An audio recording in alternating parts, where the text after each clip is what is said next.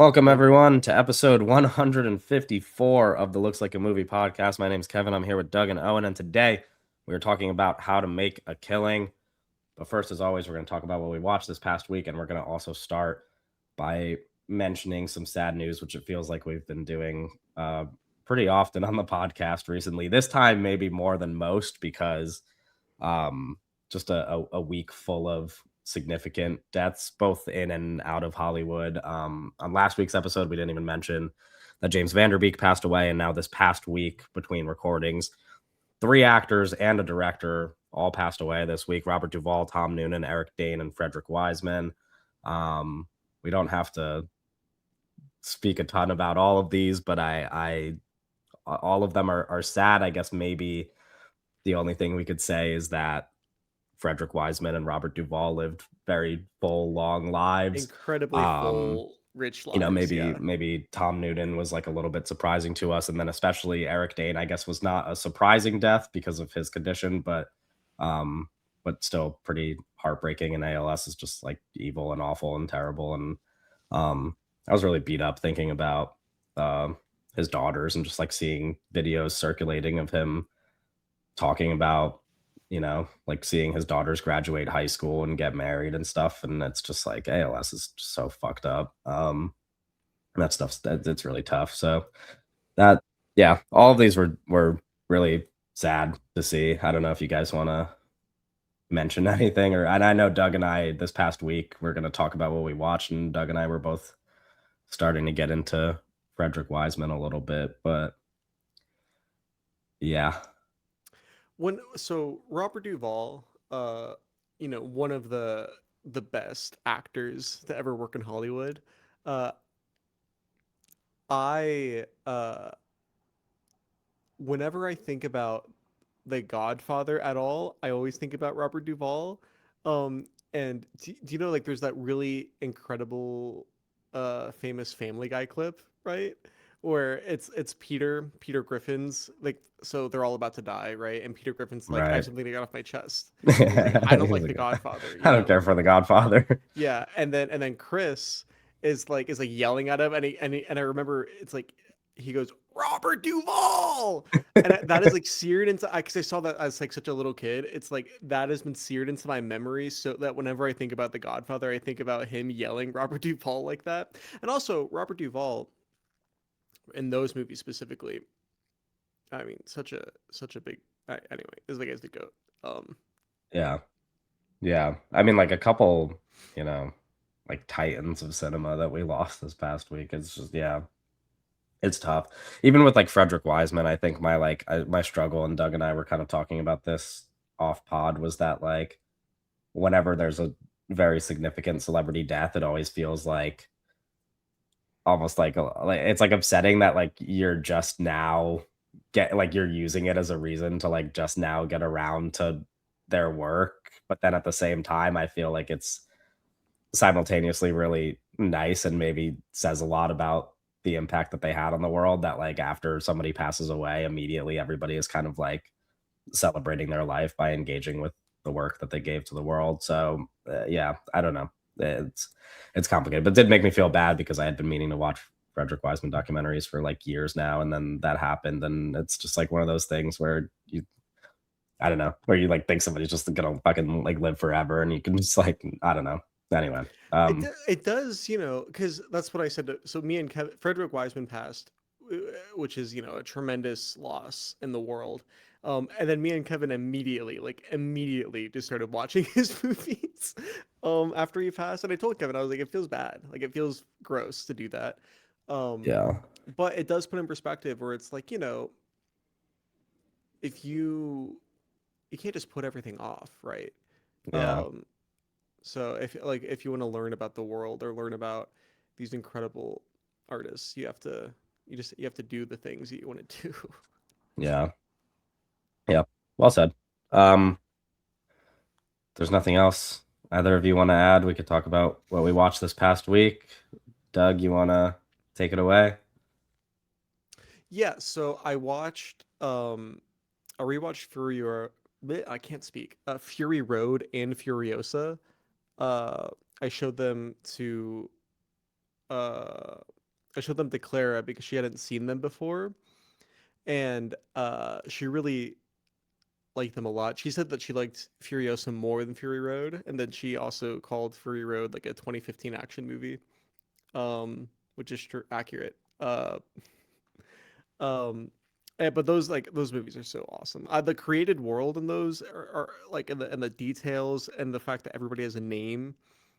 I don't know. Those movies are very special to me. And then me and Kevin both watched separately, but almost at the same time. We watched Hospital, uh, which was it's like it's an earlier Frederick Reisman. Yeah, Uh, 1970. yeah, 1970. It's like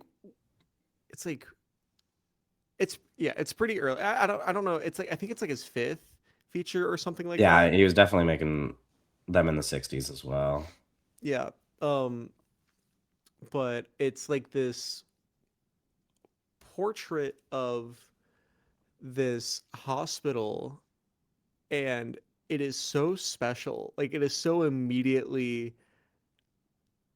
like a major document of uh like reality fiction, because I think that's kind of like the world of documentary that Frederick Wiseman kind of works in, is like reality fiction, where he's as a filmmaker, he's capturing things and presenting it as reality, but it's also like there's this air of like, you're a paint, as a painter and you paint a lake, right?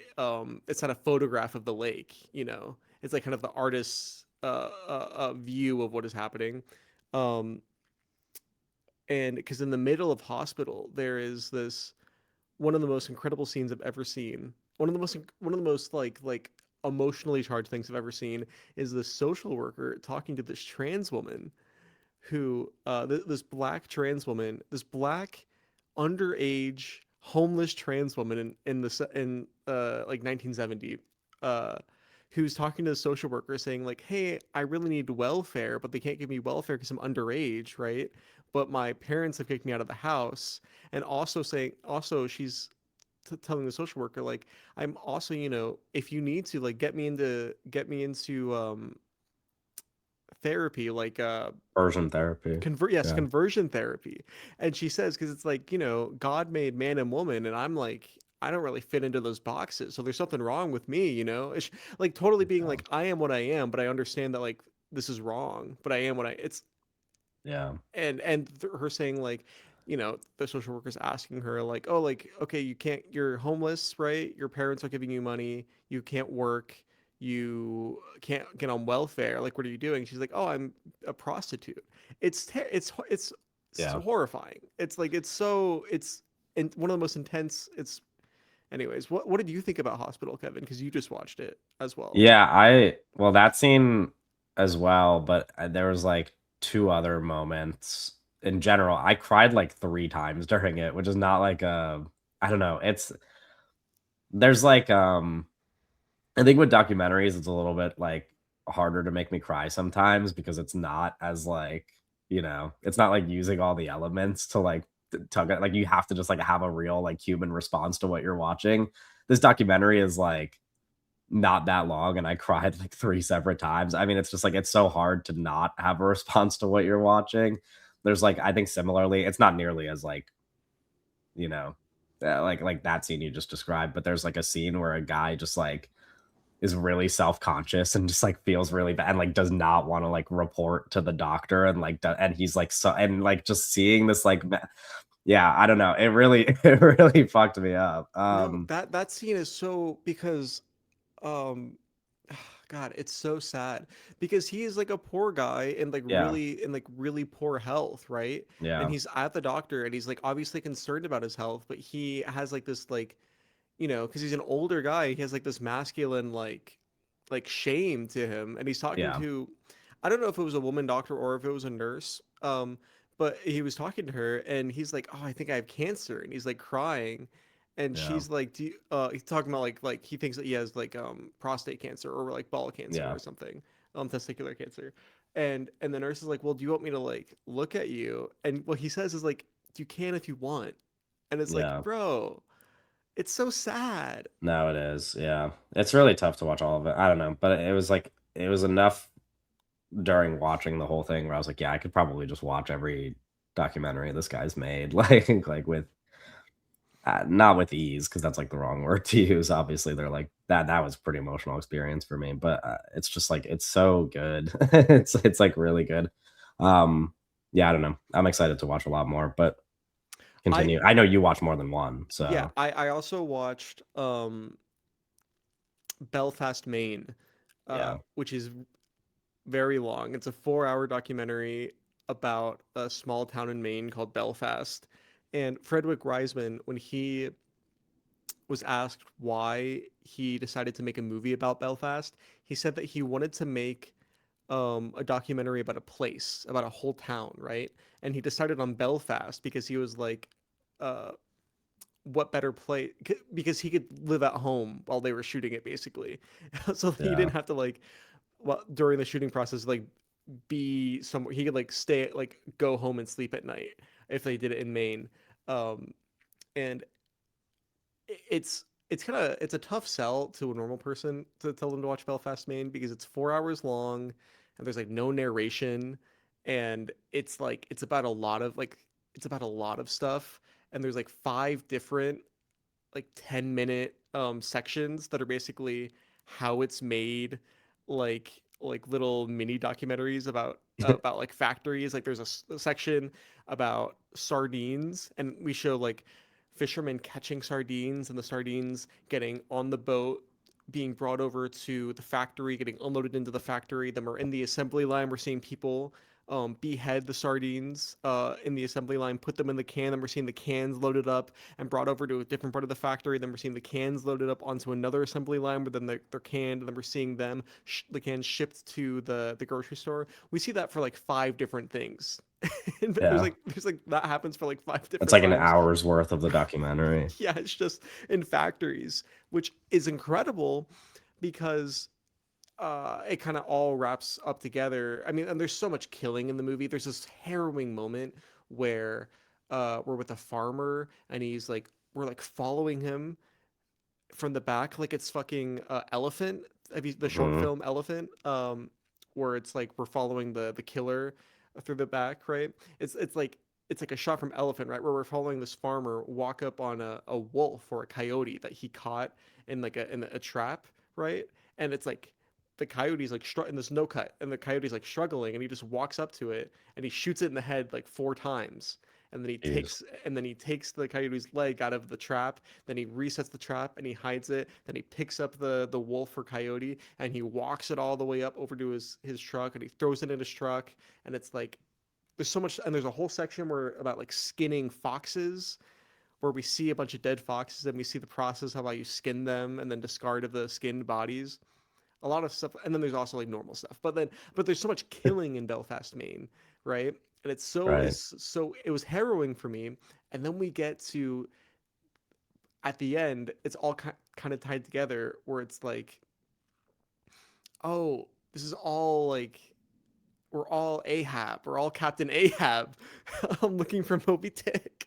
Oh, Or not we're all, but like the Northeast is, it's like a very sure. like it's a movie about the Northeast and using Belfast, Maine as like a microcosm of this kind of area at this period of time in transition. Anyway, it's a 4 hour kind of masterwork.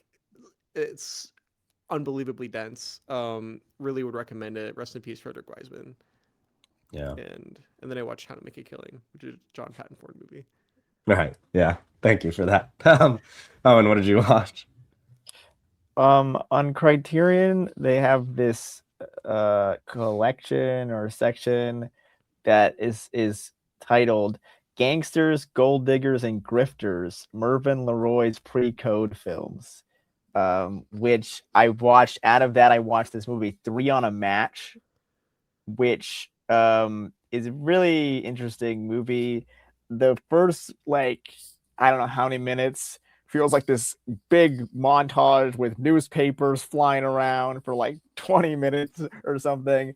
It's kind of bizarre editing. It always feels like we just don't have enough time to do what we want to do here. We're like spanning decades in like minutes, and it's just like everything is going super fast.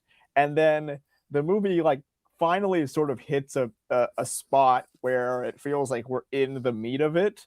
And then it starts becoming this more of this gangster film, and then all of a sudden something happens really out of nowhere, and then the movie ends.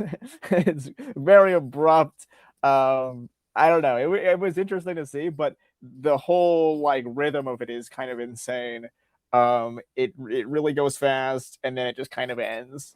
But pre-code films are really interesting. Then I rewatched Ella McKay, because it's the best. It's because it's on like streaming and stuff now, and I can just throw it on. So awesome movie. Then How to Make a Killing, and then last night I was on TikTok and I was scrolling as one does, and As one does. is this Nicolas Cage film, this clip from this Nicolas Cage film, and I was like, "What is this?" And it's like one of those clips where it's like, "This is not," or like, "What is this movie?" Like this Yeah, movie that it does not exist. I And the love clip those.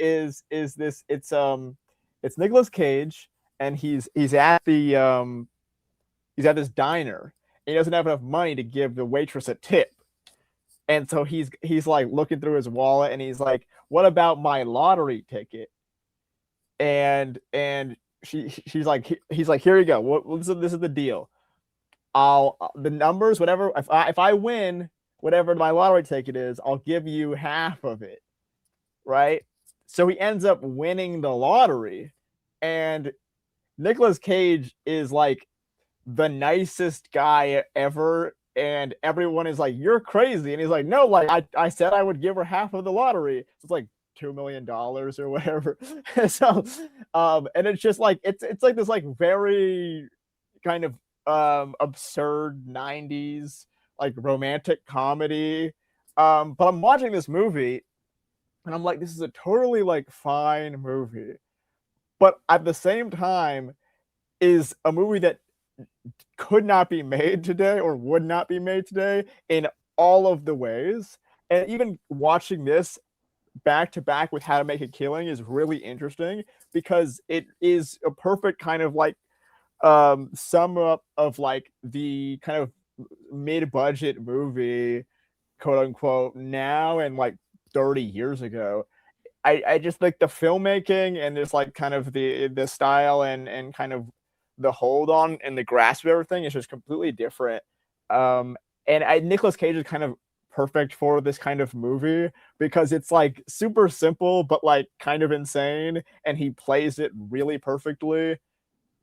It's just kind of a really sweet movie that I kind of recommend. I think it's worth checking What is out. the movie called? It is called. Oh yeah, I didn't say that. It could It's called. happen to you. It could happen to you. It's Andrew Bergman who did Yeah, who did only a few Striptease? movies, but did do I think at least 2 or 3 with Nicolas Cage. It's yeah, It Could Happen to You. Nicolas Cage, Bridget Fonda, Rosie Perez, Wendell Pierce, Isaac Hayes, Stanley Tucci's in this movie too. It's actually got a really good cast. Just the most, I don't know. I never heard of it before yesterday. I saw that clip of Nicolas Cage giving that the lady at the diner the lottery ticket. I was like, Oh, the sure. goat is in it. And Dowd. Did you recognize Who? her? And Dowd. And Dowd. I don't know who Carol is. Oh, you didn't. I guess she probably just like shows up for like. I think she might be Bridget Fonda's friend, and she's Okay. in like one scene. Okay, I Um, see. but Wendell Pierce is really good. All the stuff with Isaac Hayes is really interesting. Yeah, I don't know. It's young Stanley Tucci is always like kind of off-putting in like a weird way. He plays Bridget Fonda's like ex, or she's so the whole thing is like Bridget Fonda's has a bad husband, but she can't get divorced because she doesn't have enough money to get divorced. So Yeah. Stanley Tucci is her husband, and she's like, I'm trying to get divorced from him, but she doesn't have enough money because she like is broken. Stanley Tucci uses all her money and stuff. But he's like he's always like never has a shirt on, and it's just kind of bizarre. Okay. He's really creepy in this Would movie. you consider Stanley Tucci a sex symbol? Yeah. Sure. In some ways he is. Yeah, for sure. Some people think that. To a certain To a person certain for audience. sure. He's just like really hairy in this movie. Yeah, right. He was It very is. hairy when he was young.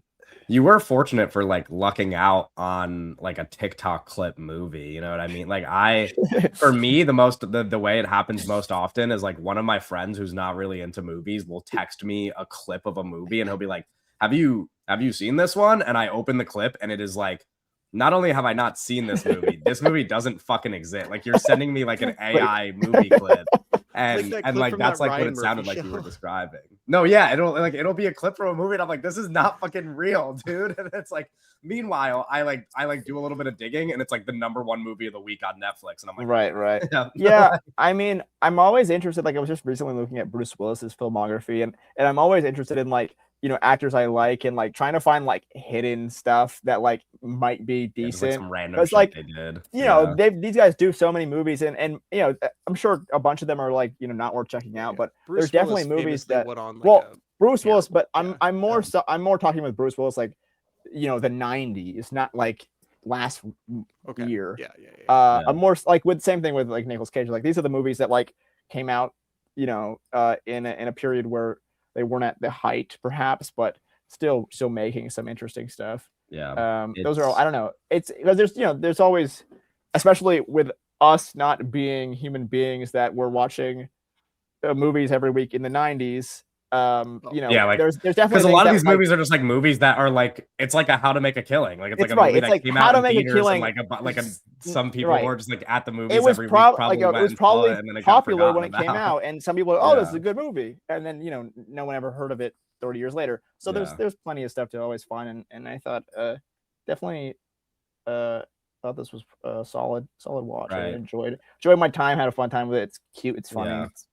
That's also like it's also the fun thing about being fixated on actors and stuff. Because like what you know, like with the director, it's like if you're just really into a director, you're gonna like You have some eventually see idea of all what their they're movies getting or like into. yeah, and like but like when you have like a little like an actor who you're just like way too into and you're like, I'm just gonna go really deep, and then you watch movies where it's like This nobody is nobody what else is you know will have ever seen this movie, what but that is kind this of makes it movie? fun. Like it's like Yeah, I mean, you can get you into some know. bad spots doing that, but Yeah, but it's like silly. That's what I did with Cillian Murphy, and then I just like randomly end up watching this like you know Irish movie that like 4 Right, people have seen, and I'm right. like, this is kind of fun. I don't know, like it's like Mhm. otherwise I never would have seen this thing. Like I don't Yeah. know, it's a good time. Anyway, that was the last thing you watched, I guess.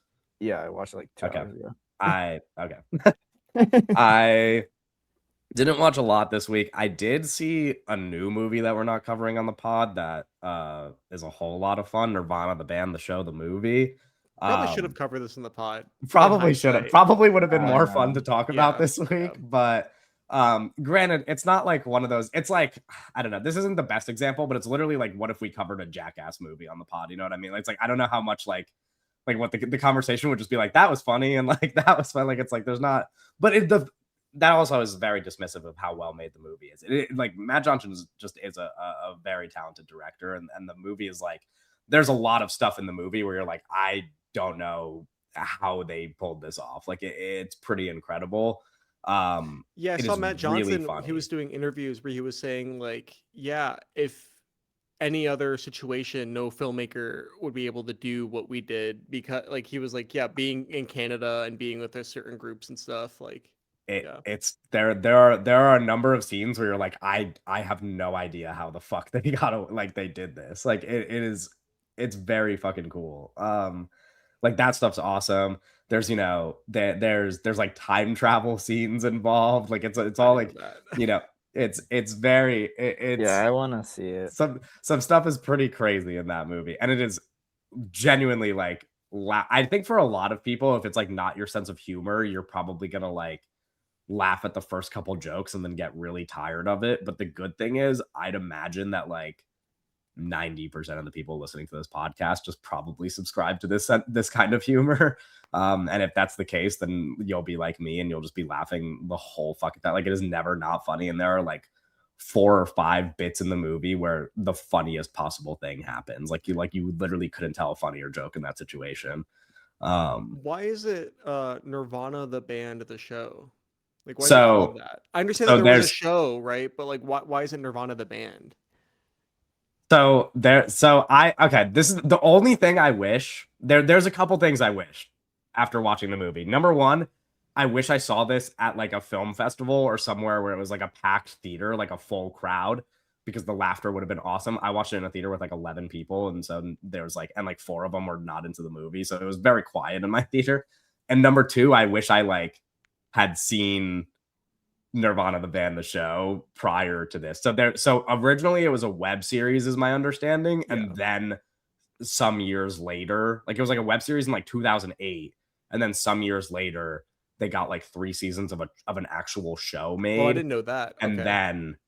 then it became this movie. And so the movie is very, it's still, you can still watch it as somebody like me who has not seen any of that stuff, but some of what's in it would probably be even better if you had seen the show. For example, it's like, as funny as it is, the movie is kind of like really like sweet. Like the friendship between the two main guys, between Matt and Jay, is like so sweet in the movie. And by the end of the movie, you're like, wow, I kind of love these guys. And if you had spent 3 seasons of TV watching those guys, I'd probably like imagine you'd be watching this movie and like start crying. You know, like it's like, it is like that kind of thing where it's like, it would have been nice to have spent more time with them.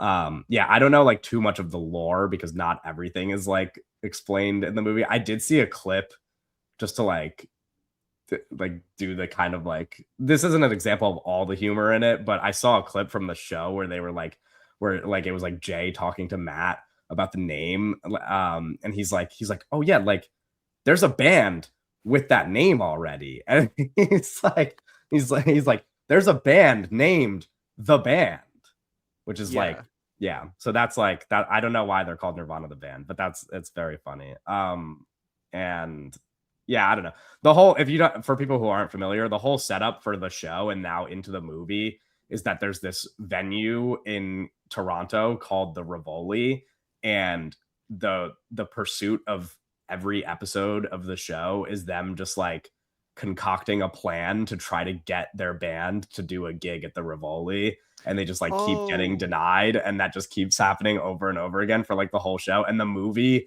is just about them trying to get another gig at the Rivoli, and so they time travel back to 2008 to try to like convince people that they're from the future and that they need to get a show at the Rivoli to save the world. oh, okay. This makes I had no idea what the fuck this was about then. This makes so much more sense. So the show's about a band, right? No, Called yeah, it's not called Nirvana. It's not like about Nirvana. No, no, I know it's not about Nirvana. That's why I was like, why is it called? No, it's about they're called Nirvana the band, and they named themselves that Yes. because they like, oh, they can't be called Nirvana, right? Because there's already a band called Yes. Nirvana, so it's like, oh, Nirvana the band, like how there's a band called the band. Yes.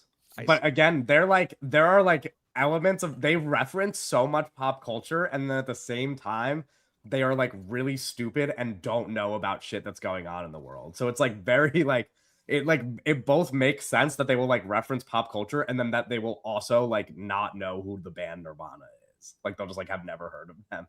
And there are like, I don't want to spoil any of them, but there are like some jokes in the movie that are like references to pop culture where it's super funny because these guys are just totally unaware of like the circumstances around that piece of pop culture. Anyway, it's really funny. If it's still in theaters near you, which I think is probably only a limited number of people listening to the pod, if it's still in theaters near you, go watch it. It's like a hoot.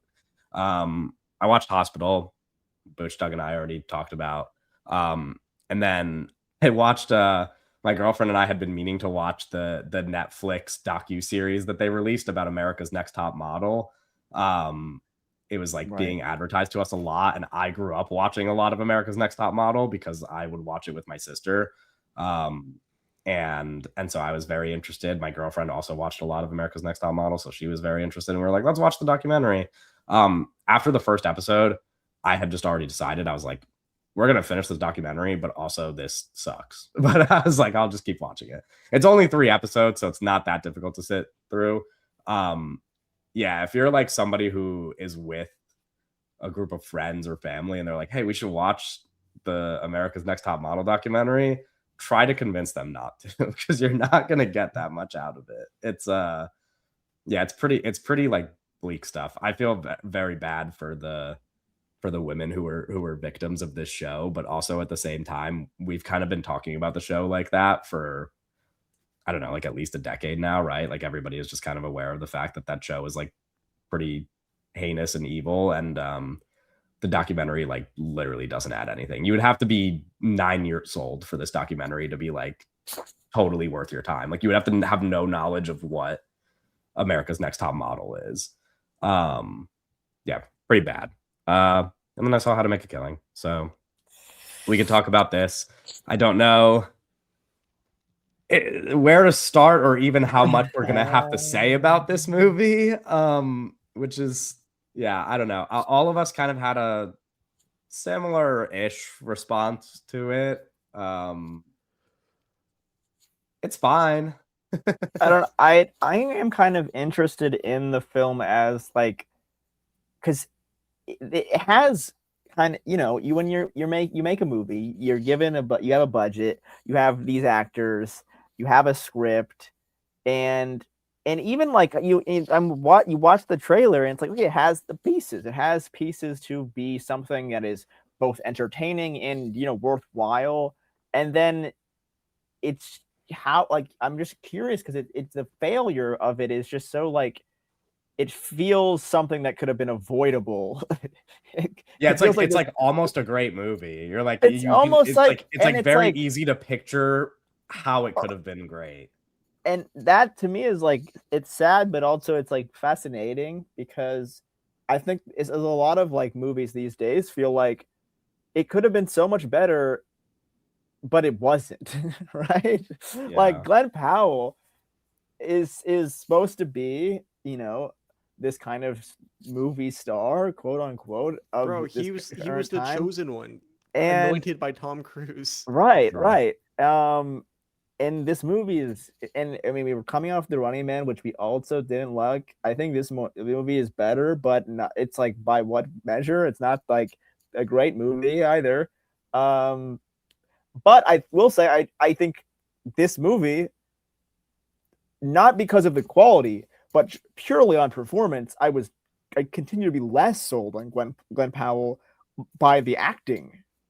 I didn't think he was very good in this movie. I know. So like when we saw The Running Man, I really didn't like that movie. Like I Yeah. really didn't like that movie, and I came into our conversation really hot, where I was like, "Do we have to give up on Glen Powell?" And both of you guys were like, "No," right? Because I will say, in that movie, I felt like he existed in that world.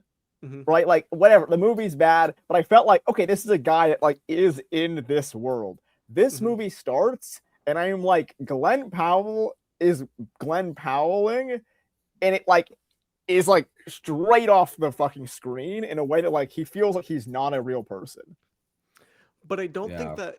So, okay, How to Make a Killing. I was kind of thinking about this on the drive home from the movie theater, thinking about it like, oh, this feels like the kind of thing that would have been really good in the 90s, with like 90s filmmakers and 90s stars in it. And I was thinking about like Tom Cruise, because I think that Glen Powell is kind of trying to do like a young Tom Cruise thing in this movie without intellectualizing it too much. But I think about like Tom Cruise, where Tom Cruise in a version of this movie from the 90s, right? Which is, again, we're really off the rails here because we're talking about a fake movie now. But like, I'm imagining it, and it's like, oh, he also like isn't exactly in of this world, but he's like so charismatic that he's like in A Few Good Men. Have both of you guys seen A Few Good Men?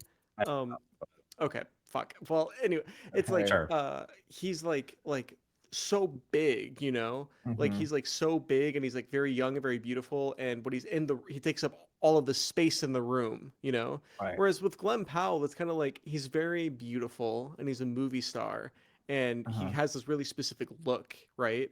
But the charisma's not bouncing off the screen, right? And the charisma's not bouncing off the screen, and also we're not getting like a ton of interiority of his character in the performance either. So he's kind of like in a limbo where it's like we're going through the motions here, We're at practice, we're at basketball practice, kind of just like doing the shoot around. Yeah. The movie opens and Glen Powell's character is in jail talking to a priest. Yeah. And I immediately started thinking of In the Mouth of Madness, the John Carpenter film, which opens with our like, main character already kind of in jail for the things that we're about to see happen. But I watched Glen Powell and I'm immediately kind of struck because he feels like he's not in jail. It just like he feels like, and like that's a part of the performance, right? He's like kind of like being cocky and stuff, but it just does not feel like this guy is actually in jail at all. Yeah. And it's just like it was very kind of immediate that I was feeling like, whoa, like this kind of the performance is not selling anything that's going on in this movie, where like none of it feels remotely real at all. My reaction to those jail scenes was almost like it felt like he could have been recording those, like making those scenes and the Running Man at the same time, like on the same set. Like he was just filmed the scene for the Running Man and then they walked over and he just like did that right after, and you wouldn't be able to like really tell the difference. Yeah, I don't know. And it's like, I don't know how to like, or I don't even know if there's another example of this, but it almost feels like, because you mentioned, Doug, talking about Glen Powell and the Running Man and how we didn't want to give up on him. And it's almost like a situation of like his career started at its peak and is going in reverse. And so like you saw, it's almost like we got the potential up front and now we we're like holding on to something. It's like a star. It's like a young star, like getting into the league and then like tearing their ACL in like their rookie year. And you're just like, dude, like, and they never get back to how good they were. But because of how good you remember them being, you're just always like, I mean, they're still, you know, like you can't count them out. Like they could always reach that peak again. Cause it's like, I don't know. I was looking at his movies in order of release date and I'm like, yeah, most of what I've liked him in most is his earliest. Like everybody wants some. I'm like, oh, he's really charming. He's got like, you know, like he's like the fifth lead. You know, he's super charming and Set It Up. Then you get like the big break, like the Top Gun Maverick. Where he's like doing like the superstar, like movie star. Yeah, he's like becoming a movie star. Yeah. You see it again in Hitman. And then we get to like where we are now. And it's just like, and it's like, is it just gonna, I don't know. And again, there's only been X amount of movies between Hitman and today. So it could mean nothing. I don't know. But it's also I will say this in because we're kind of bragging on him a little bit. In defense of an actor, I think this material's bad. Well, it's like the direction is poor. Movie stars are different than actors.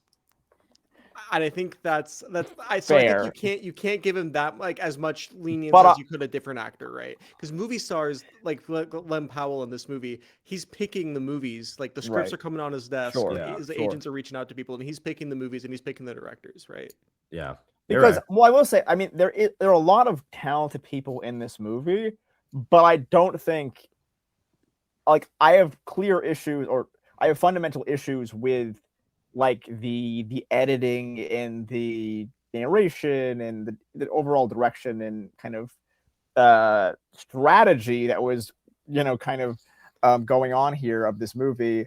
Yeah, that it's beyond I mean, yeah, I understand what you're saying, but I think I wouldn't kind of beyond performances here. Yeah, of course, with issues. I don't think that it's Glen Powell's fault that this movie isn't very good. I will say it's Glen Powell's fault that he's in this movie, though. You know what I mean? Sure. Yes. I agreed. And for example, Margaret Qualley, very talented person. I think she's very miscast in this. I think she's really bad. I think the worst casting choice of the entire movie. She is how miscast really. And me and Kevin were talking about this when I got out of the movie, and we were because I've not been too hot on her overall. But we were kind of in this thing where it's like every time she shows up, like please leave, like please, like you're just like the movie is worse. The movie is worse when you are here, and I mean there's a part of the movie where it's like you don't want her there because but like it's like really rough in a way that like it's that whole character I would just toss. Like it's like really annoying. So this is, and I think this is like, Doug, maybe you'll agree, maybe you won't, but this is actually kind of where my biggest issue in the movie comes from, and it has to do with like what I was trying to do like an in defense of Margaret Qualley with Owen when we were talking about this, because I also think she's like the worst casting choice in the movie. Like I just don't think she's good in the movie. But what I was saying is that like the movie, like, you know what I like, she's the villain in the movie. And so like and so when Owen was like, I wish like every time she was on screen, I wish she wasn't there, it's like that, like the argument could be that she's doing what she's supposed to be doing, if that's the case. What I was going to say, and what I think like makes the movie kind of unwatchable for me, is not even like what you were saying about directing or whatever. I just think that it's like it's so poorly written that the stuff that's good would just like make more sense as a movie to me, even if it's like a less involved movie, where it's like Margaret Qualley is there to create conflict and there to like sell the ideas of the movie, right? Like the movie is about like, you know, like money isn't everything, blah blah blah. Like Right. anybody who's watched the movie knows what the movie's about. It's pretty. They It's tell like, you it's like not it's not subtle. Yeah. they won't So like stop yapping. so like if that's like the kind of movie you're making, and then you get to, spoiler alert, the ending where like you don't get this happy ending, Right. and I'm watching this movie and I'm seeing scenes with like Glen Powell and Jessica Henwick, and I'm like, oh, that's kind of cute actually. Like I'm like, there'll be like a moment in the movie where I'm like, oh, that's actually kind of cute, and then you get to this ending of the movie and it has to remind you that the movie is about something, but Right. you already know what the movie is about from the beginning. And so I'm like, I would rather it just be even worse. Like I would rather it just be like fuck like him ending up with Margaret Qualley and it like sending a Yeah. message. I would rather it just be like a cute ending, because it's not interesting anyway. You know what I mean? So I'm like, I would rather agree. it just be like a cute romance, because like what's the point? I thought the best moments of this film were the Jessica Henwick stuff. I think she's the best performance in the film. And I would, like, in the same way that he has those like rom-coms with Zoe Deutsch, like I would take 5 Glen Powell, Jessica Henwick Yes. rom-coms that were like 3-star movies, because those would be a blast. Because I don't know, they were fun in the movie. Like I was like, oh, we're just killing people and then we're like doing rom-com stuff. That's fun. But then every time Margaret Qualley, like you said, she comes back and like brings the movie to a place that I don't really care for at all. I think it's not interesting, and it's I'll push back a little bit awful. in defense of How to Make a Killing. I think the ending is the only time where the movie kind of does anything. Because it's like the ending is like, oh, it's like, yeah, this guy's life sucks, you know. And I don't know, it's like, I don't know, it's like But you that's see what the I'm plane saying crash is like at the end. I agree with that, but I disagree with the idea of like needing to do that. Sure. Because like the rest, you know, does that make sense? It's like the ending is like the most interesting thing the movie has to say. But if like that's all we're getting, I would rather it be like cheesy. Like I would have rather you like not gotten us there, because it's not, if that's the most interesting thing the movie has to say, then it amounts to the movie that we watched, which is just like an, you know, like it's like we don't like the movie that much. Yeah. And so it's like I would have had a better time if they were just like, if it was just like cute and stupid. The movie's not very well written, which I was thinking the whole time while watching it, especially when you have like another character just like saying the themes of the movie out loud to another character, saying like, "Oh, so you're saying that you're content." It's and that you don't I need the mean, money. the fact that there is that much narration is ridiculous. It is insane, and like, yeah, I mean, I kind of, the movie is a trailer of itself. It never stops or never starts being a movie. Like it never starts being like, we never start living his life and going through these things. It is just like kind of, it gets uninterested in its own setup. We start going through these kills super fast because it's just not interested in what it's doing at all. It's like, let's get through these really quickly because this shit's boring. It's so absurd.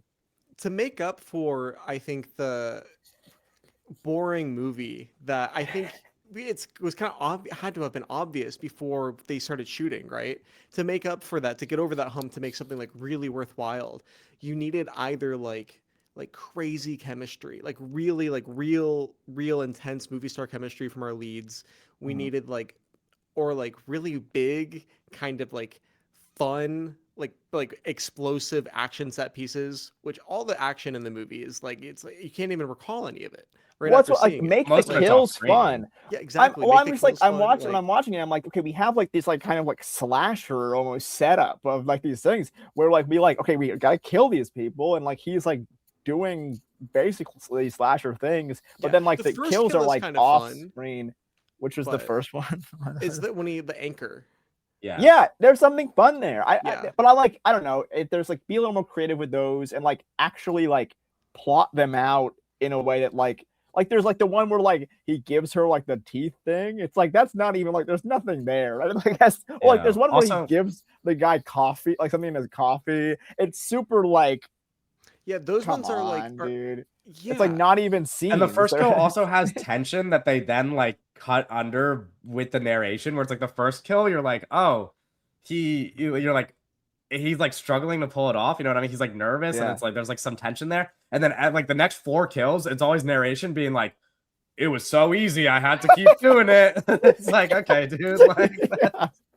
It's like it's I don't know. it's like clearly the movie's not interested in it. Like it's like, No, but the it's movie not. was I don't interested know. in it when he was like nervous and like doing it the first time. I'm like, oh, there's like some interesting tension there. And then he's Right. like, actually killing people is really fucking easy. And No, then like he just keeps doing it. And like, if the movie presented this thing where it's like we have to kill these people, and then like he kills 2 people, and then he's like, oh fuck, now my life's good, but I'm addicted to murdering people, so like I can't get out of this fucking loop because I'm just like addicted to murdering people, but my life's actually good, and like, but like there's something there, like, and that as like a base concept is something, but it doesn't seem interested in that really at all. Glen Powell is kind of just Glen Powell the whole time, you know. Yes. He's Right. never like it would have been kind of interesting if we saw like a transformation maybe like his where he becomes like a Jordan Belfort finance bro like Right, really right. become like really intense Mhm. or like yeah or like he's like oh I like need to kill people like just motivation shifts or yeah. but like no he's just like no matter what happens in the movie he's just like he's Glen Powell every beat basically Well, for the most part like the other thing that's like Yeah. driven me insane as like, because you're making references to like Glenn Powell and like other movies and stuff. The other thing that Yeah. drove me crazy is that like lots of people, not us, but like lots of people, the average person watching this movie is like, this is Glenn Powell doing American Psycho. And there's It's like like what? and there's like teenage girls being like, oh, Glenn Powell totally could have been Patrick Bateman after watching this movie. And it's like, is that what you got out of this? I wish, dude. I wish he was doing that in this movie. That would yeah be a that lot would have like been interesting because if he yeah. was, that's what I'm saying. Like if he was, he never feels like an insane person at all. And he's just like killing people, and he's like he like doesn't affect him at all. He's just Yeah. murdering people, murdering his own family, and like he's just like fine. Yeah. I kept feeling like I kept thinking of Spider-Man when watching this movie because it felt like those like on like the smallest level, like the Sam Raimi Spider-Man movies, where it's like, oh, he's got like a secret identity, he's doing these like superhero things, and then he's got like this like personal life. But it's no, he's a murderer. But like even Spider-Man saving people had more like effect on his mental conscious than like this guy murdering people. Like never affects him at all. He's stressing more about like his like finance shit than like just killing people. Right. He's like not. I mean, it's not a real. There's not a real. He's not a real guy. Yeah. I mean, they're he's just And a little bit more on the Margaret Qualley character right. by to defend because I'm sure there's somebody listening that likes the that's like- movie and like heard that and was like, wait, no, Oh, Margaret right, Qualley was my right, favorite right. part of the movie, right? Right. I'm like, so Margaret Qualley, I think, is miscast because I think her character has to either be like she has to be like off-putting to where she's like not uh where she's like or where her physical appearance is like really easy to dismiss, right? Or she has to be like really sexy.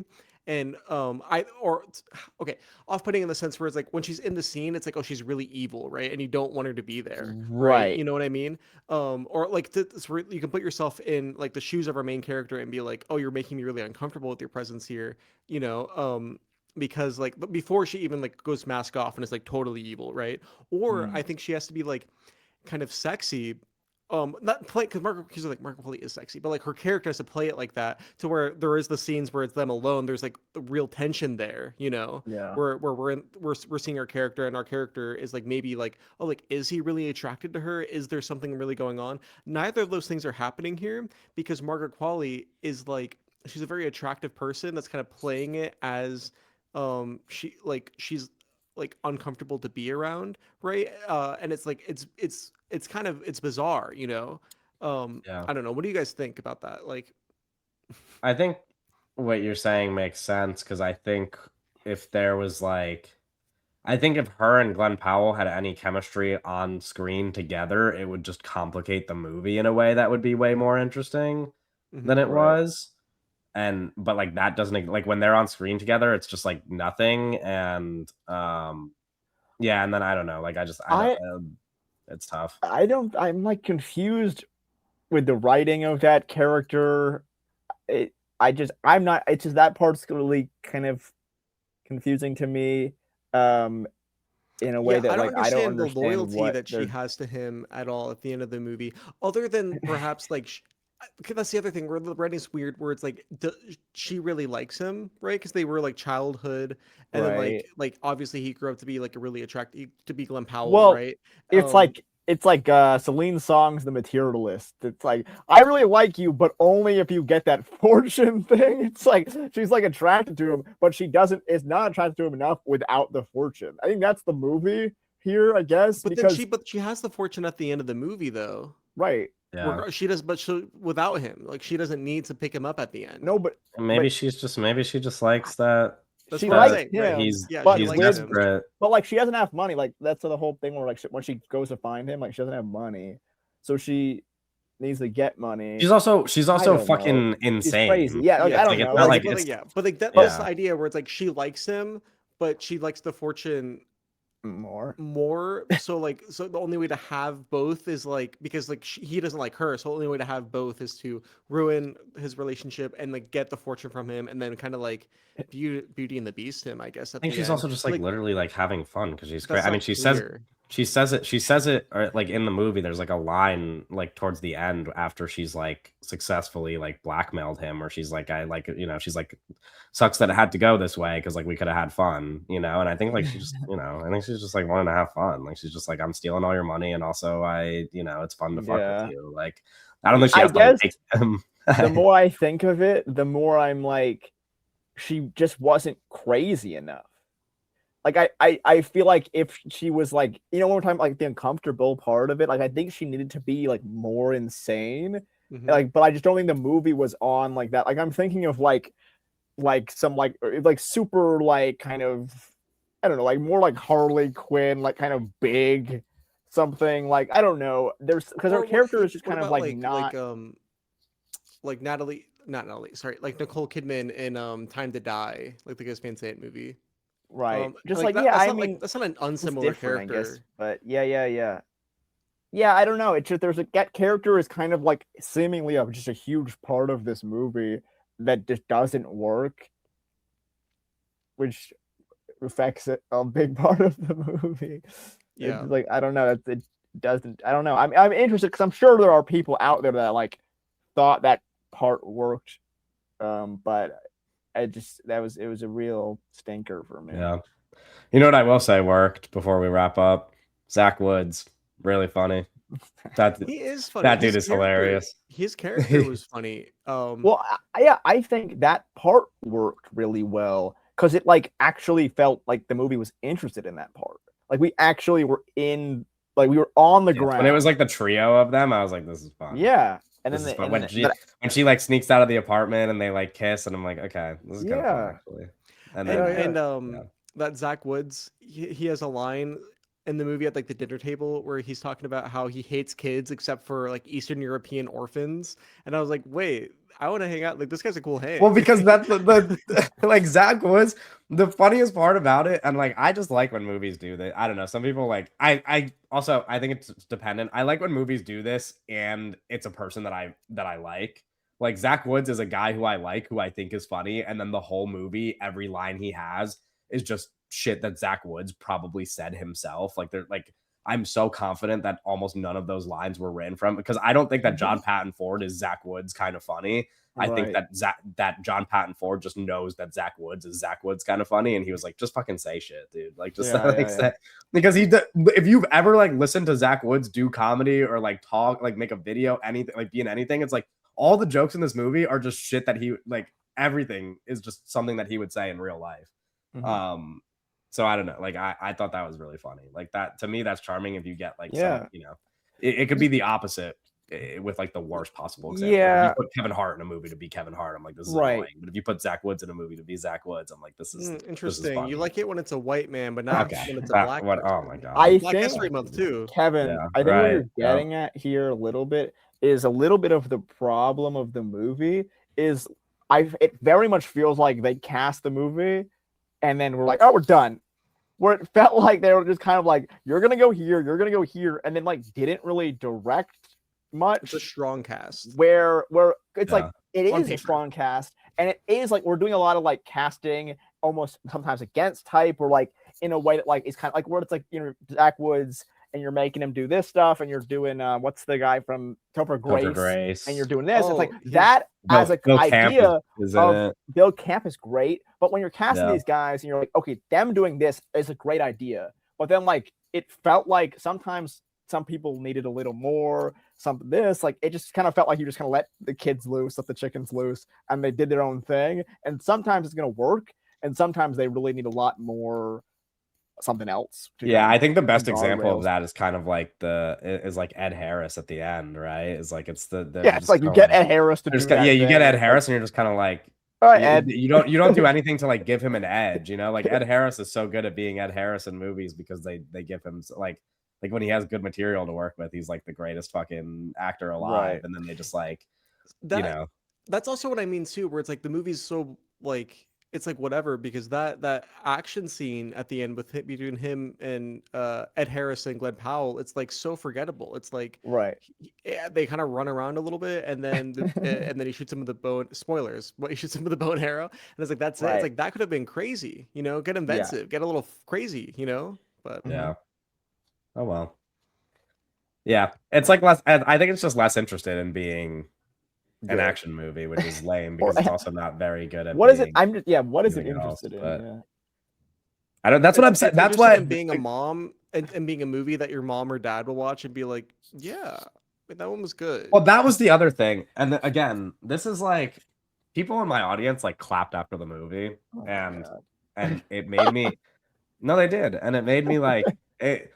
Because I said this to my girlfriend right after we watched the movie. I'm like, the thing that you have to remind yourself of is that like a movie like this that's like so obvious to us, for like the average person going to the movies, it's like if you make a movie and the moral of the story is like, hey, money isn't everything, and you make it like entertaining and like a little bit funny, people are gonna be like, man, that rocked. Yeah, people are gonna be like, that's the best movie I've ever seen, and it's gonna win Best Picture. I mean, I don't know about that. Well, like Everything Everywhere All at Once. I'm gonna start the Jessica Henwick Oscar campaign right now. Listen, I thought she was so good. I thought she was really great. Yeah, that's what I'm saying. I'm like, I wish the movie was just interested in being a rom-com, because it 100%. I immediately was like, oh, that is the interesting part. Those two are the interesting, like that, like as a like a romance is interesting, and if you're not interested in murdering people, then like let's do this, because I'm you know, it's like those are the two things you can do. I also hate when nothing makes me more upset than when a movie like gives me something to like latch onto like that, but then that's not what the movie is, and so it's like one of those things. This isn't the best example of this movie because I don't think I'm gonna just go and watch this movie a million times or that I like. No, exactly. But I'm saying like there are movies where some aspect of it is so appealing that even if the movie is average, I want to watch it all the time because I just really like fixate on this thing that I like so much. And I'm like, I want to live in the world of this movie, but it sucks that the movie's not good enough. Like that, you know, the 10 minutes of the movie where it is like a love story between the two of them, I'm like, I want to live in that movie, but I'm not going to like go watch this movie again because the rest of the movie is just not like that good. But But I hate Yeah. when a movie gives me that because I'm like, Right. oh, No, if it only, like it hits only you knew better, something. you It know? hit something for a second and then like didn't Yeah. know it hit it I'm and like, like I'd rather it just walked be away. bad because then I would just forget about it Yeah, I tomorrow. don't. And, you know, Right. and like now I'm gonna be thinking about Jessica Henwick, and I'm gonna be like, damn, Mhm. what could have been, Yeah. you know? But oh well. Yeah. Anyway, anything else you guys want to say about how to make a killing? Well, also, I did like. I mean, we're talking about Bill Camp, but I was like, when he was there and he was like, he's got Bill Camp as like his uncle or whatever. It's like I love Uncle Bill Camp, and it's like his life. There was something so sweet about that moment and that energy, and I was like, this is a great group of people and like a situation. And then, I mean, the whole. I guess the point is like it goes away, but it's like this was the most like only time it was really interesting when it's like, oh, we love Uncle Bill Camp and Jessica Henwick's great, and life's great. Yeah, Life's great. life's great. Unless you got money, then it sucks. Get too much money, life starts sucking. Oh my. Anyway, that's all for how to make a killing. We're gonna talk about some news, but first, reminding everybody, of course, to share some feedback. If you like listening to us talk about the movie, you could like, comment, and subscribe on YouTube. You could rate the episode on Spotify and Apple Podcasts, and you can follow us at all of the links in the description. We've got a bit of news here.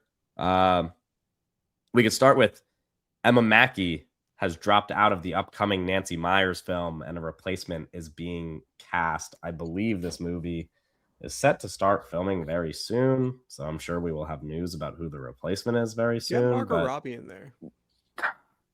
Yeah, I mean, she could use a good role. Yeah, she could use it. Jeez, Yeah. man. What's Emma Mackey? I mean, she's probably got something better to do. Emma Mackey, I don't know if A she TV has. show or Well, something. no, I don't know if she has. She's gonna get What's in it The called? Simpsons. Like a project that she's doing instead of this, but she does have both the Narnia. J.J. Abrams and Narnia movie. No, wait, she's in the new J.J.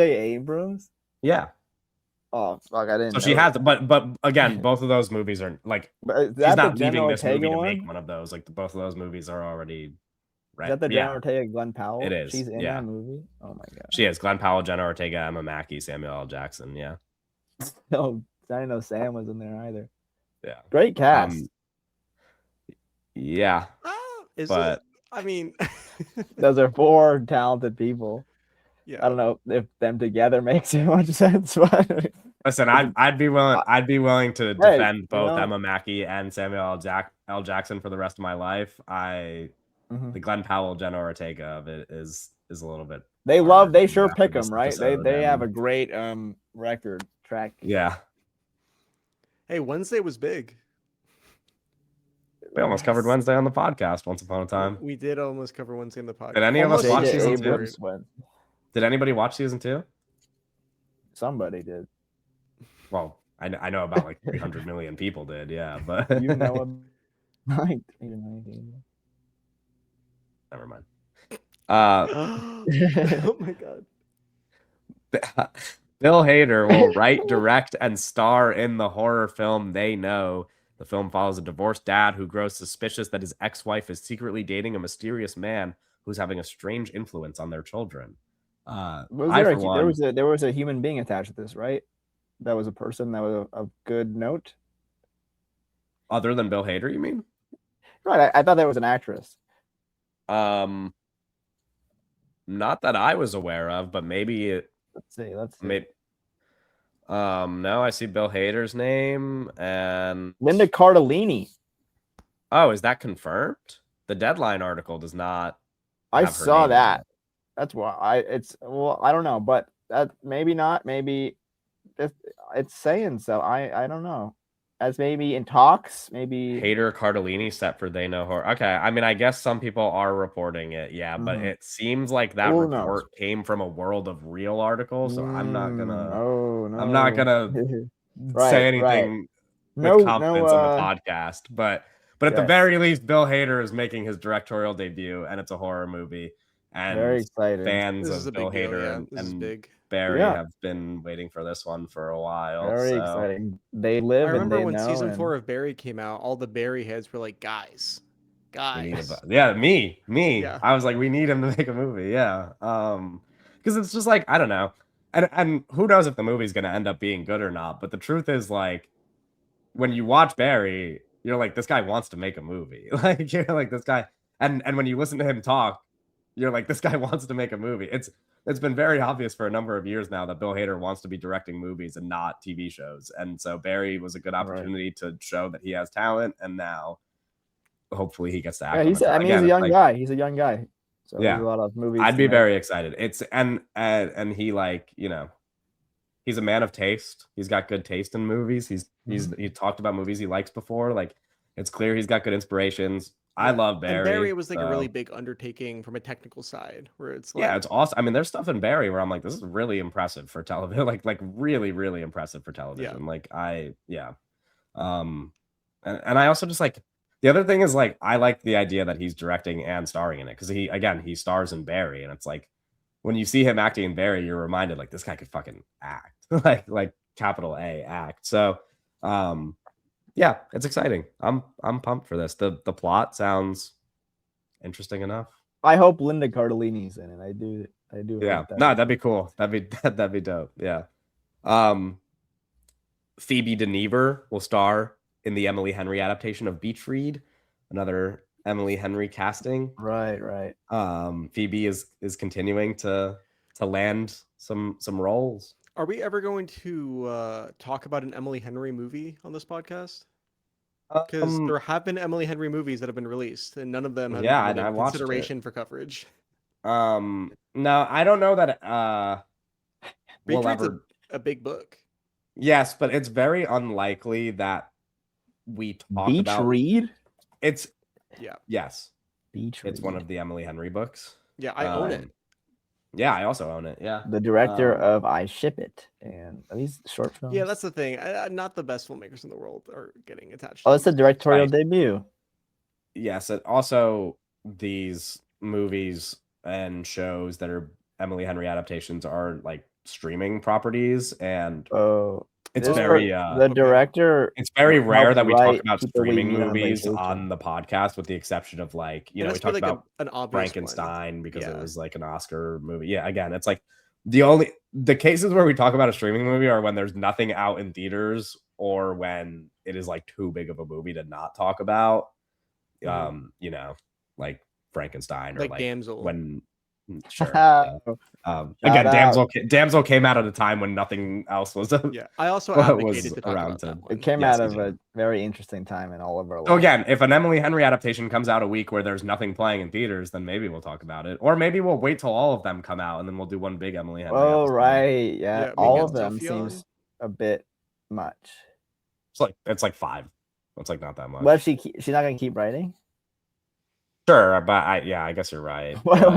She releases a book like every year. Yeah. Right. So we'll never catch up to Miss Henry. I will say, I think I said this on the podcast though. I liked the one that just came out. People We Meet on Vacation. I thought it was a lot of fun. I had a great time. Well, the director. I laughed. I cried. It was very cute. Worked on that movie. That's what I found. I'm sorry. What? The director of Beach Read? That the director worked on that movie. Oh, no, the director of Beach Read was one of the writers on. I thought you were saying the director of the movie worked on the movie. I was like, yeah, I fucking hope so. No. There's there's a connection to the. Yeah. Anyway, thoughts on Phoebe DeNever? Good. No. Good in the things I've seen her in. Yeah. I don't think I've seen her in anything. She's in the M. Night movie. She's in Remain, yeah. You'll be seeing her in a pretty prominent role pretty soon. Yeah. Yeah. So the Phoebe DeNever. Phoebe DeNever. The official thoughts and feelings will be released. Yeah, to be determined. Here's a piece of news that when I read it, I literally thought I like had a stroke. Like I didn't think that this was real. Oh. No. Eddie Redmayne will star in Hirokazu Koreeda's next English language movie. Plot details under wraps. That makes sense. I was like, okay. What has Eddie Redmayne been up to? Literally nothing. He was in Jackal, The Day of the Jackal. What the fuck is that? He was in Danish Girl, and he was in those disastrous fucking Harry Potter prequels. He was in Trial of the Chicago 7. The Good Doctor. Yeah, he's in Jackal. You're right, The Day of the Jackal, which is it's a limited series with him and Lashana Lynch. We should be putting Lashana Lynch in more stuff, by the way. I love Lashana Lynch. He's in something called. Oh, okay. He's gonna be in. He's gonna be in Panic Carefully next year, the Sam Esmail movie with Julia Roberts. That movie's gonna be bad. Great, Joe Alwyn's in this.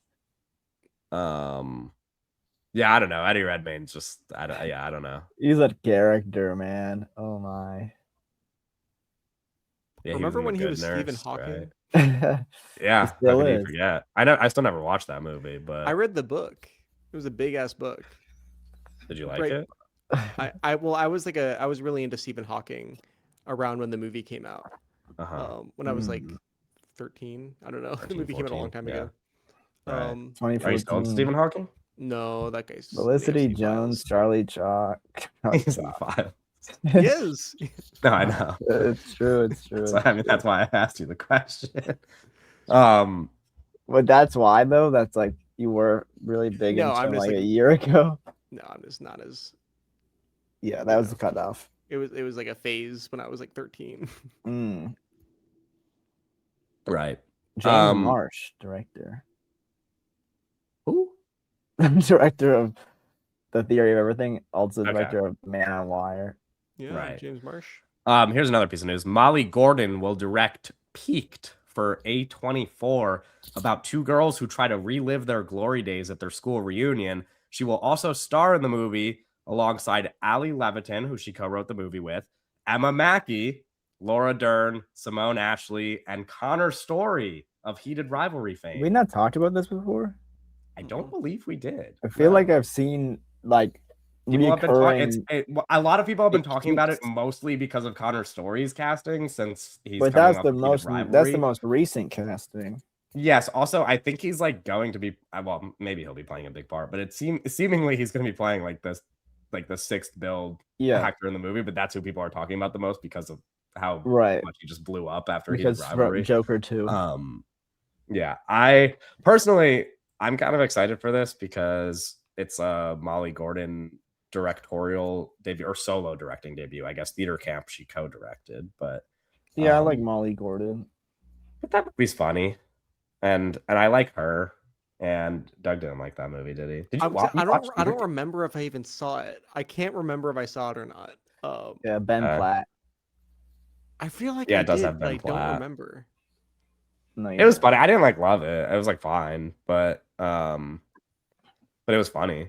And she's like, I don't know. I think it helps that she like played a role in writing that movie, and now she's also writing this one. I'm like, she's probably funny, and it'll probably be fun, and the cast is really good, and the idea sounds like fun. I don't know. I'm there. Yeah, I'm into it. I'm interested to see what happens with Connor Story. I'm interested to see how these like Heated Rivalry guys just like what they do, and if they're just going to become like big stars, or if it's just going to be a Heated Rivalry. He's going to be in American Psycho. What do you mean? In what? Oh, in Luca Guadagnino's American Psycho. I'm surprised that they are being put in things. But I think them being put in things means that they are not going anywhere. I don't think. You think they're gonna flame out in a couple of years? I don't know if like they have to be good. They have to be really good in the things they're gonna get put in, and I'm dubious of that. You know what I mean? Right. I don't know if that matters. Like, I don't think they're ever gonna be like the movie stars, but I feel like we're stuck with them. Sure. Okay. Yeah. I guess. I feel like we are stuck we'll with see, them. I guess. Maybe. Okay. We also have to consider like they're gonna make Joker 2. They're gonna make like 8 more seasons of Heated Rivalry. So at the very least, I guess here's my thing. Every clip of Heated Rivalry I saw, I was like, I don't get it at all. Like, not even a little bit. So I watched a whole episode or two, and because my girlfriend was watching it, and it was an experience. I watched one of the episodes that was like, one of the ones that had like a perfect 10 out of 10 rating on IMDb, and I was like, this is kind of crazy. I was like, this is very mediocre television, but yeah, I get it. It is very much the kind of show that people would like Right, slip but up. I don't know if that matters in terms of their they're popular now. It's like that's really them. Like it's They're like pop. Well, The again, but what I'm world, saying is the true, which is world that moves really fast. Also, yeah, but sure, but like we're if in they an make age where 8 it's more like seasons of social Heated media Rivalry, then they're not going followers matter anywhere. when casting. Like these guys are the Yeah. biggest names in the business right now. I think Owen's making a good point, and I think at the very least they're going to be very big TV stars because again, we're getting like we are for sure getting Right, way like more Heated Rivalry. They've if written like you they've were already written making a like 8 TV of the show books. and you were like, oh, I have one of the what the heck happened, Doug? I don't know. If you were selling a TV show and like, okay, we have one of the Heated Rivalry guys, you're bringing so much audience there that I think Yeah. there's no way they don't get gigs pretty constantly. At I least in the agree. next I mean, couple even of just years. like even just the announcement of him being cast in a Molly Gordon movie for A24 had like 100,000 likes on Twitter. You know Right, what I it's mean? like Like it's like people are ridiculous like for these. dying to see like Right, they're crazy for yeah. these guys. I don't know. I mean, we'll see. But yeah, maybe you're right. Maybe they show up in other stuff and they just like suck and then nobody wants them in anything and and then they're Yeah, just like maybe like they then 10 really years from now they're just remembered as the guys from Heated Rivalry. It's right. happened. They Like could. that's what I'm kind of I just getting feel like at. at I think least that's they will.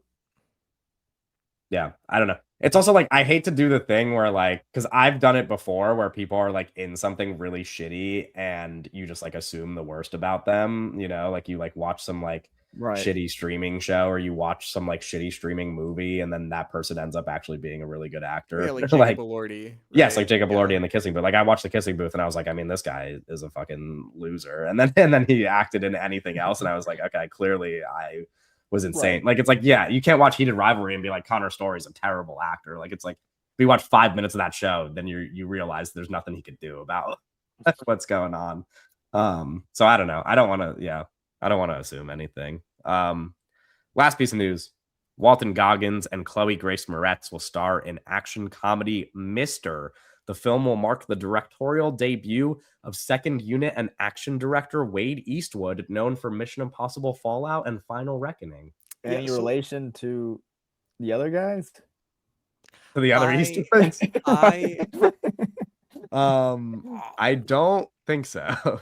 He's just he's just a Mission Impossible stuntman, Wade Eastwood. I'm very sad for this. Relation, right? I will say those two guys being the leads.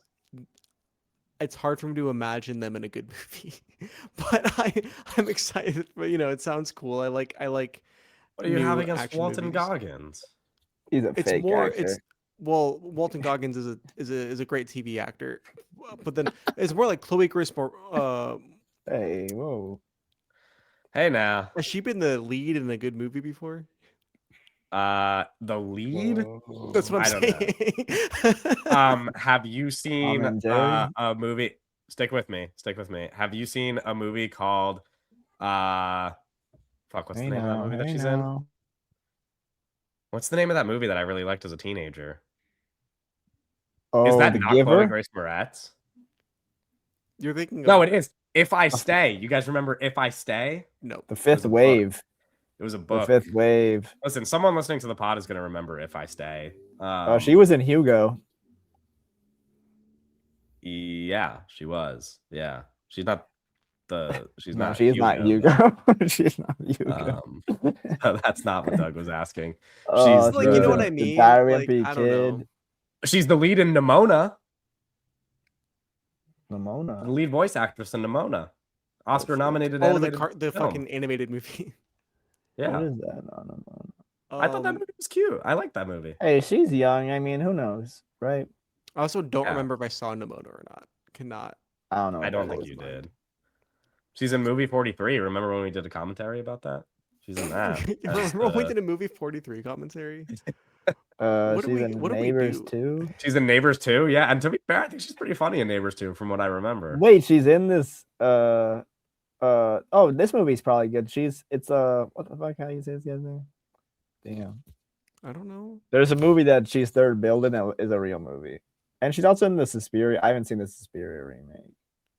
What is the movie that you're referring to that's real? She's in a Neil Jordan movie, but it's probably not good. Owen just cannot. Sorry, I don't. Can he read? What do you mean? What's the name? What's the name of the throwing me off. movie? I don't know. Can you like hint? Can you? Say, I don't You're know. talking about the Olivier Assayas movie, right? It's so hard to say. Clouds of Silvery. Yeah, that movie's real, and she's third billed. That movie And is Brady real. Brady is in that. Yes. Bray, Yeah. Corbet? Oh shit! Oh man, bro, these are tricky. Hey man, I'll say But- something. I love Walton Goggins. That's my guy. I don't know him that well. He's How do you spell that? awesome. Walton Walton Goggins. Goggins. with an E Yeah, or Yeah, an sound it out. Sound it out. Come on, bro. Walton? Yes, Walt on. Walt Oh, on. on. Oh, my bad. Sorry, wrong vowels. God, Yeah. again. Anyways, Anyways. Oh, he's in a I lot like of these movies, man. Wow. Yeah. That's our last piece of it. So Doug, you said you're excited for it, but you don't like the leads. no, it's like I like them individually, like in theory, right? I don't, but I'm like, Right. it doesn't inspire a lot of confidence. And like a new movie starring these two people, I'm like, oh, I don't know, like I don't know, Right. you know what Hey, I mean? man, Yeah, first time is a chance. of course, of course. It sounds like a streaming movie. it does. Yeah. It sounds like it's going to be on Amazon Prime. I I saw agree. yeah. It sounds like a Sky original. Ooh, that's bad. Yeah. Anyway, that's where we're going to wrap up. Next week, episode 155, we'll be making some Oscar predictions. Bold ones. Get ready for award season, baby. Old ones. We'll see you Yeah. later. Bye. Bye. The sun's going away. There's